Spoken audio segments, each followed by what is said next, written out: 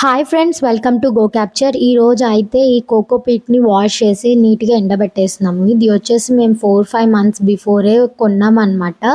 ఎప్పుడైతే terrace garden start చేసామో అప్పుడే కొన్నాం, కానీ ఇది ఓపెన్ చేయలేదు. ఇప్పటికి ఇది కుదిరింది. దీన్ని ఓపెన్ చేసి ఇలా కడిగేసి చక్కగా నీట్గా ఆరబెట్టేస్తున్నాము.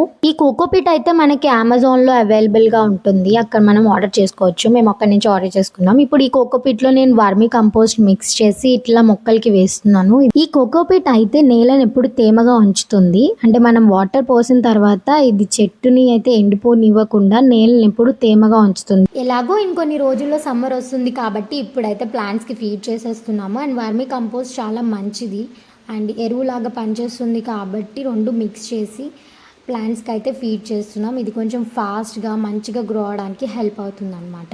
ఇంకా మా గార్డెన్ ఫుల్ లెంత్ వీడియో ఎవరైనా చూసి ఉండకపోతే కింద లింక్ ఇస్తాను, తప్పక చూసేయండి. మా గార్డెన్ ఎలా ఉందో కూడా కామెంట్ చేయండి. అలాగే ఈ వీడియో కనుక నచ్చినట్టయితే లైక్ చేయండి. మా గార్డెన్ హార్వెస్టింగ్ వీడియోస్ కోసం సబ్స్క్రైబ్ టు గో క్యాప్చర్.